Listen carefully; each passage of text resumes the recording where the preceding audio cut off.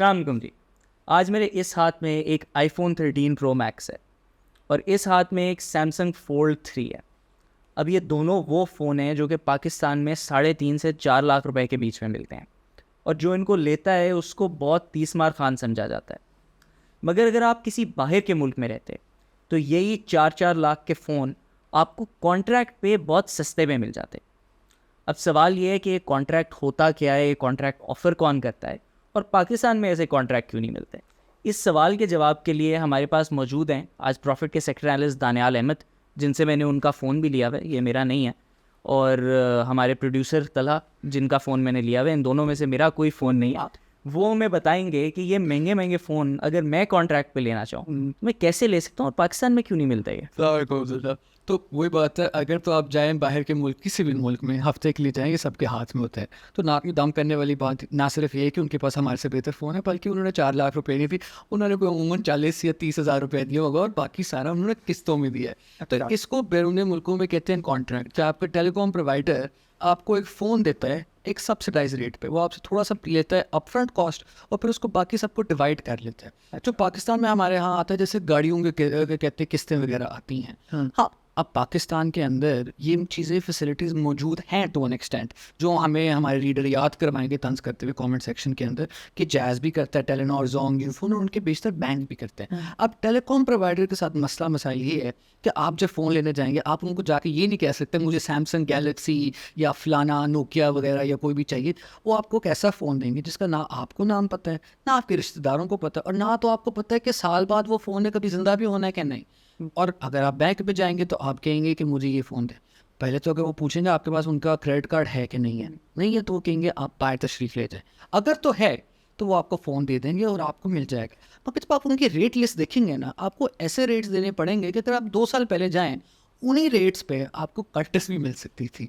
तो अब यहाँ से वो नौबत आती है कि ये कॉन्ट्रैक्ट्स ऐसे बाहर क्यों हैं और यहाँ क्यों ऐसे एग्जिस्ट नहीं करते, और ये इस हफ्ते की स्टोरी। ठीक है, तो अगर आप मुझे बहुत सिंप्लीफाई करके एक बात समझाएं। अब जैसे फॉर एग्जांपल मैंने ये आईफोन लेना, ठीक है, तो अगर मैं एक बाहर के मुल्क में किसी टेलीकॉम प्रोवाइडर के पास जाऊं, उसके पीछे प्रोसेस क्या होता है, थोड़ा सा ज़रा स्टेप बाय स्टेप अगर हमें बताएं। और फिर साथ साथ में पाकिस्तान में जैसे कि आपने मेंशन किया रेट्स बहुत बुरे हैं, तो बैरियर्स क्या हैं पाकिस्तानी टेलीकॉम प्रोवाइडर, यानी कि जैज़ से मैं जाके ये फ़ोन अपनी मर्ज़ी का क्यों नहीं ले सकता?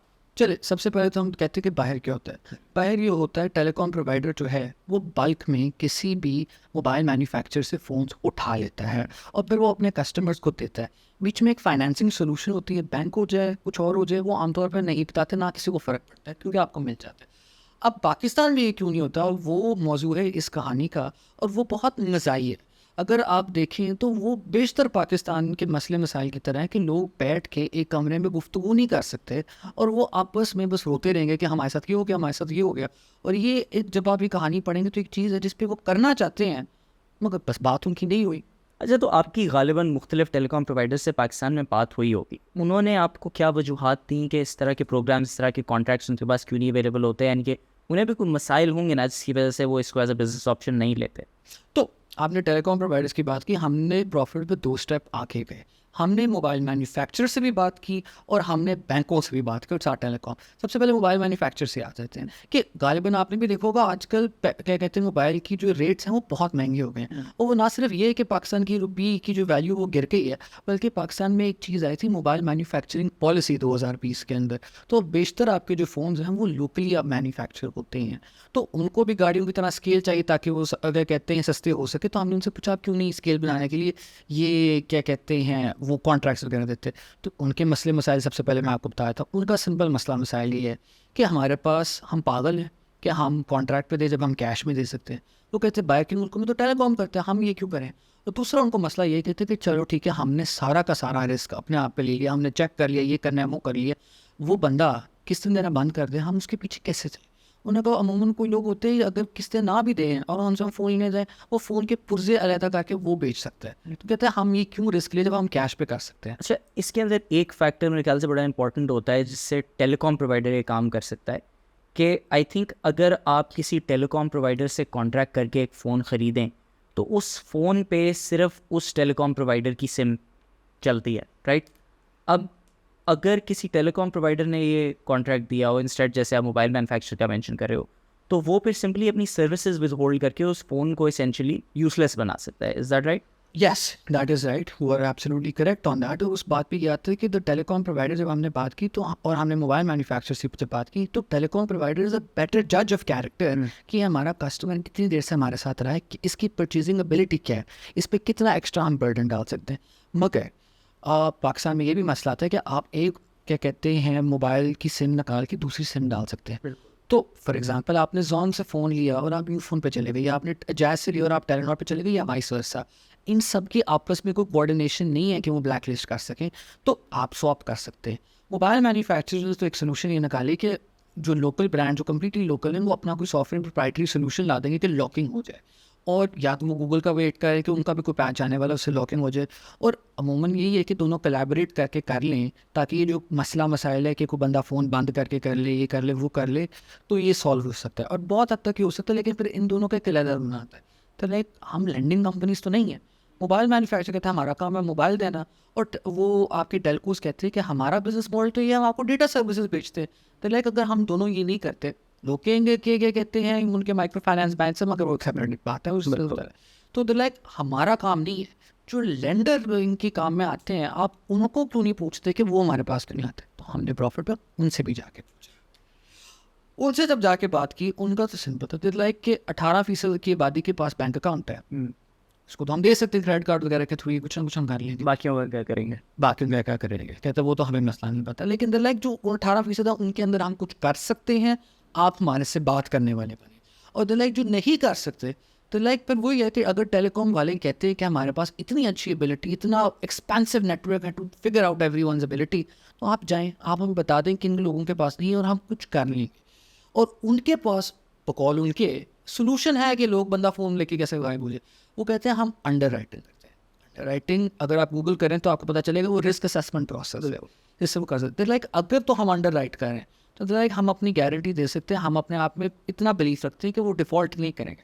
और खुदा ना खास्ता अगर वो करें तो लाइक इतना बड़ा मसला नहीं है जितना सबने बना के रखा है, वो हम कवर कर लेंगे. तो उन्होंने पे सवाल वापस भेजा टेलीकॉम और मोबाइल मैन्युफैक्चरर्स को, और वहीं से ये है, ये स्टोरी का साइनॉप्सिस है कि इन सब ने कहा है हम सबको फ़ायदा है. मोबाइल वालों को है कि हमारा वॉल्यूम बढ़ जाएगा, टेलकोस को है कि 2G से 4G पे आ जाएंगे, डेटा सर्विसेज बढ़ जाएंगे, और बैंक ने कहा है कि हमें एक्स्ट्रा सोर्स ऑफ रेवेन्यू आने से क्या है. मगर वही है कि आपस में इन चारों जब से हमने तीनों से बात की, लाइक दूसरा हमारे पास तो कभी नहीं इस बात के लिए है. तो मोमन जिस तरह पाकिस्तानी घरानों में आप क्या कहते हैं मर्द और खातून की बात कराते हैं रिश्ते के दौरान, तो किसी को पाकिस्तान के अंदर एक रिश्ता आंटी बांध के इन तीनों को एक कमरे में बंद ही करना पड़ेगा और उनको कहना पड़ेगा कि अगर आप तीनों अपने आप में इतना मान रखते हैं कि हम ये कर सकते हैं अलग-अलग, और दूसरे की गलती है, तो कौन इनको बिठाए और क्या कर ले. क्योंकि अगर तो ये हो जाए तो आपको, मुझे और अपना पसंदीदा सैमसंग या पसंदीदा आईफोन जो भी एक बहुत अच्छे अफोर्डेबल रेट में मिल भी सकता है. ठीक है, आखिरी सवाल मैं आपसे पूछूंगा. आपने मेंशन किया कि तीनों के फ़ायदे में है, बैंक्स के फ़ायदे में है, टेलकोस के फ़ायदे में है, मोबाइल मैन्युफैक्चरर्स के फ़ायदे में है कि वो इस तरह के कॉन्ट्रैक्ट्स ऑफ़र करें. लेकिन सारे एक किस्म की ब्लेम गेम खेल रहे हैं, एक तरह से एक दूसरे पे बात डाल रहे हैं, बात को टाल रहे हैं. कोई चांस लगता है इस तरह का कुछ बनने का, या कोई सीन नहीं है हमें सस्ते फ़ोन मिलने वाला? देखिए, चांस तो इस बात का बनता है कि जो आपकी महंगाई की सतह है वो बढ़ती जा रही है. आपको जो मोबाइल के रेट्स हैं, हमने स्टोरी के अंदर देखा 2019, 20 और 21 के अंदर मोबाइल के रेट्स बढ़ चुके हैं. मोबाइल्स एक्सपेंसिव हो रहे हैं और अनअफोर्डेबल हो जाएंगे. इस तरह ऑटो सेक्टर के अंदर ये स्केल का मामला हुआ, किसी ना किसी को तो स्केल प्रोवाइड करनी होगी. टेलीकॉम वालों का अपना रोना है कि वो नहीं प्रॉफिट जनरेट कर सकते with the current suite of services they have per user, and they want people to shift to 4G.